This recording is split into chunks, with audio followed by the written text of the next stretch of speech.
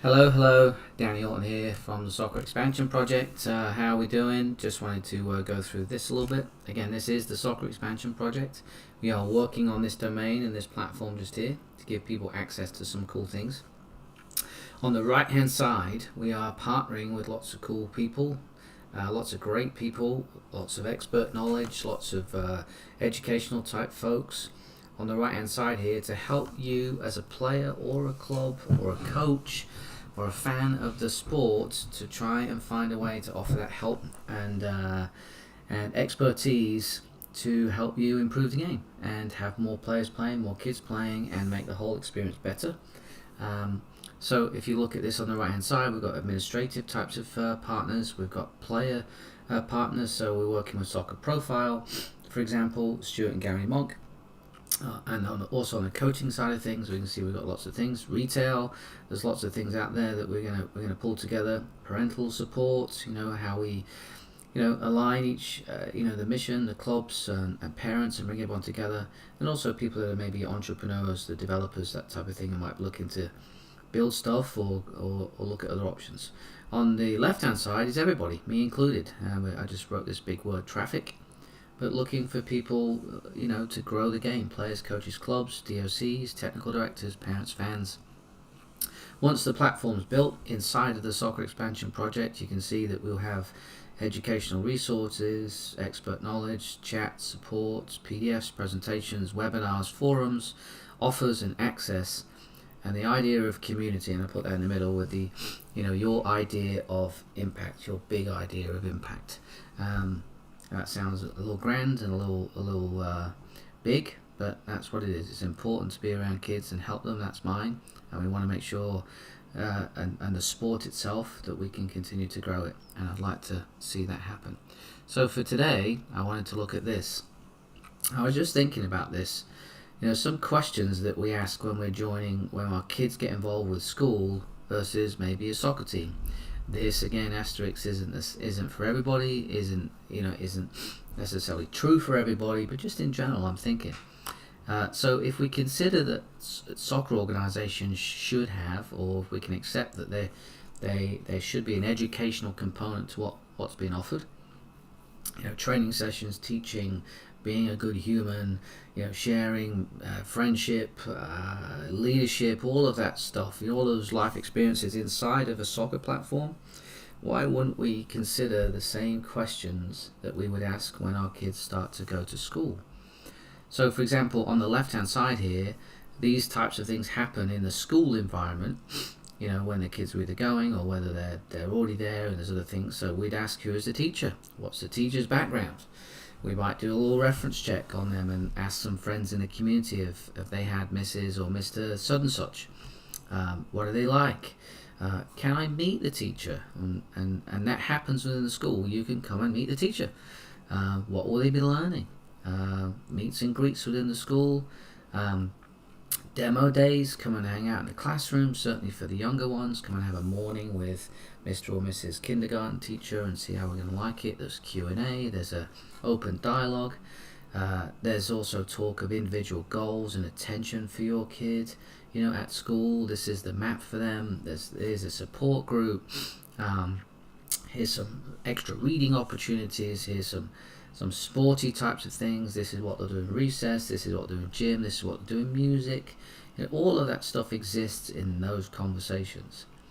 So now let's look at what happens when me as a DOC have people that want to join our club. What level is the team at? Who else is on the team? What's the team's record? Can I see who else is on the team? And who is the coach? And there's probably more, logistics like when's training and practice and all that good stuff. But I was just thinking about this, and I'm just riffing this today.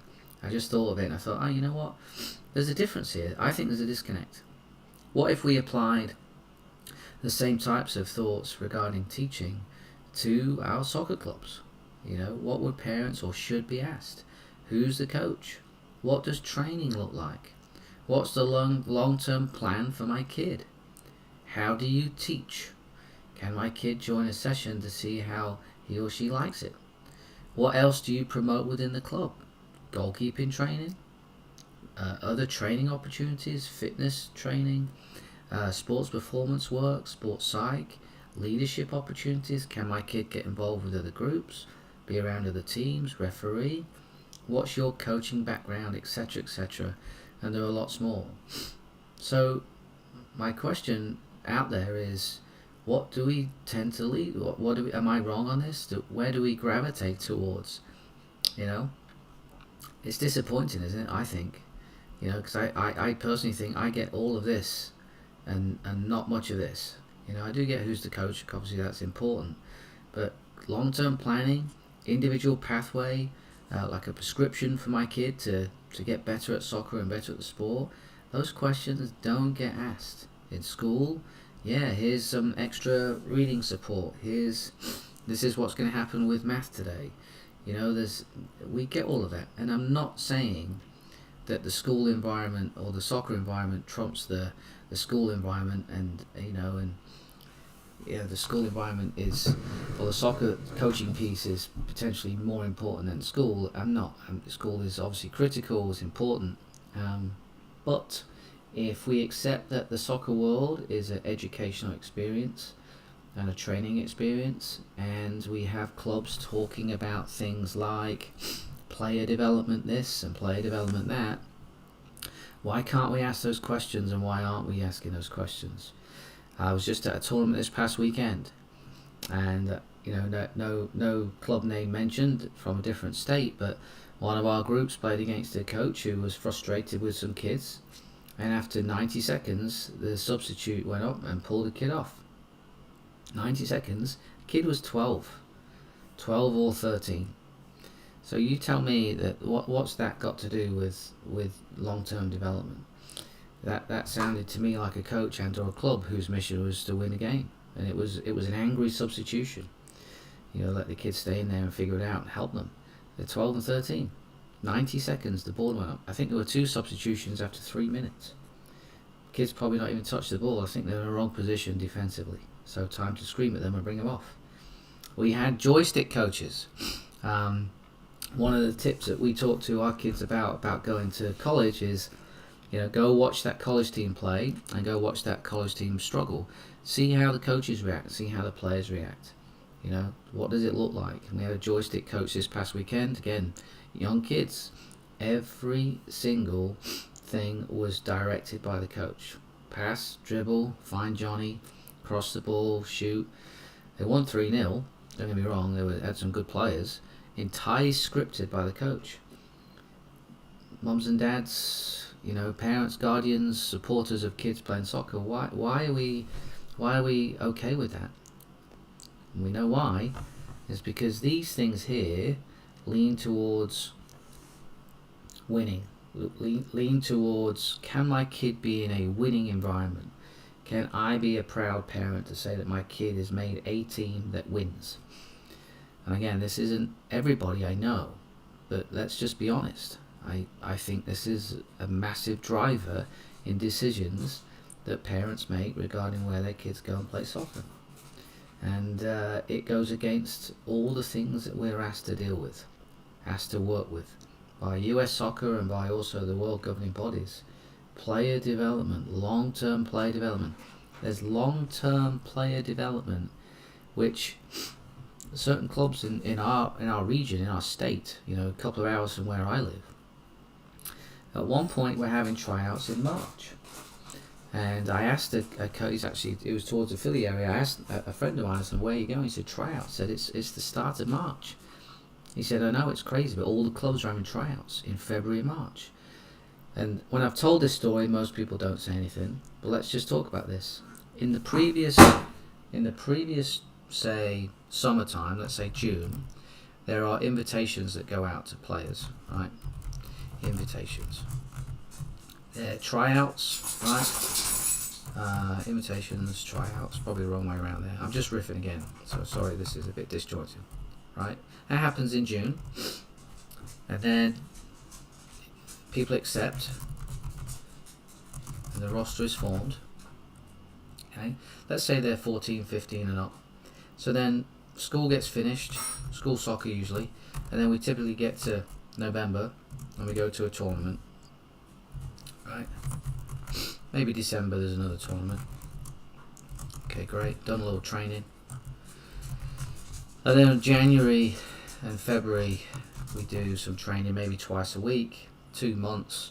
You know, we're probably talking about maybe 15 training sessions. Yeah. And then March, the kids are asked to try out again. To try out again for the following year's team. So they have to, right? Now what if we then say things like, okay, so let's now go to, what does April look like? League games, training, right? April, May. These are with kids now that some of them you've cut for the following year, or some of them are leaving for the following year. I mean, it's bizarre. Now we've still got May to do. We got games. We got tournaments, right? Tournaments, and we've got training. And then we got June, and we have a break, and we do it all again. So at this point here, I want to ask, when these things go out in June and July, and these things happen, what's the promise to kids? What's the promise to parents? Player development, how we get better. That's what it should be. Long term. January, February, we're announcing after this 15 training sessions. We're announcing tryouts for next year, guys. You've not yet delivered on the things you promised these parents back in June and July. You promised them that you were going to work with their kid for an extended period of time, and they were going to pay you a fee to go do so, to get better. And you're now evaluating them again and recruiting other players that come in about halfway through this. Not even that. You're not even played linear league games. That is going on right now. Who's stopping that? My tone has changed. I'm getting angry. I'm getting annoyed. Who's stopping that from happening? That's wrong. It's not fair on the kids. That is completely and utterly messing with kids and parents. That has everything to do with clubs and or coaches or whatever combination finding a way to grab the best kids, to put the best team together to win soccer games. That is it. That is it. That's it. And I'm not going to be told otherwise. I'm quite passionate about this. This is ridiculous. Imagine if you were asked if, hey, you know, here's a I don't know, here's a course, here's a yoga course that's a year long, and after 4 months of it, you're asked to, you know, in or out for the following year, and you've not yet completed another 8 months of doing your yoga work, and yet when you signed up for it and spent $2,000 a year for the yoga course, you were told that it was going to take a long time and it's worth it and you're going to need a year, but you're now asking for that commitment already. It's just crazy. So this is not going to necessarily change anything, but I just like the idea of being able to have a little bit of a voice just to ask a few questions, hopefully in a non-threatening way. But why isn't this happening? Why aren't we asking these questions over here as well to join the club? You know, and all the other things that transpire from that. You know, if the winning at all costs becomes a big factor, kids get subbed off after 2 minutes or 90 seconds. Kids don't get accepted onto teams. Tryouts happen way too soon. Kids get shouted at. Kids don't get to play multiple positions. All the things that the top academies across the world don't do, and we're finding a way to do them. It's really odd. Anyway, so there's today. My tone's a little different. I know that. Super smiley happy. But again, we want to find a way to have this chat and this support thing, this community. You know, maybe this is as much for me as it might be for everybody else. I'd like to find a way to ask some tough questions. Why are we doing what we're doing? It's a challenge. So that's why we're here. There'll be a link in the bottom of this thing here to the YouTube video to pop your name on a list. We're trying to get together a webinar with Stuart and Gary Monk, Soccer Profile, free webinar, just for them to talk about player development and what that means. So if you stick your name on there, love to hear from DOCs and coaches and technical directors and club presidents. We can maybe connect you with Gary and Stuart at some point and go from there. That's it for today. Cheers. See ya.